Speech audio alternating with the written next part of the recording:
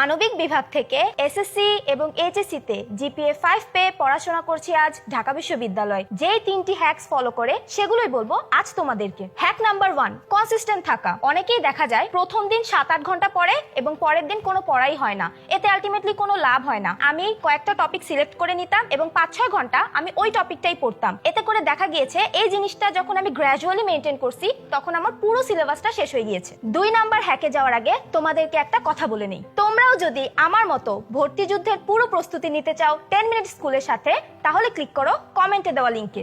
Hack number 2, প্রতিদিন revision দেওয়া। আমি প্রতিদিন যা পড়তাম ঘুমানোর আগে 1 ঘন্টায় আমি সেটা রিভিশন দিয়ে দিতাম এবং রাতে সেটা যখন আমি ঘুমাতাম তখন আমার মাথায় সেট হয়ে যেত এবং পরের দিন সকালে উঠে যদি আমি কিছু ভুলে যেতাম তাহলে সেটা আমি ক্রস চেক করে নিতাম।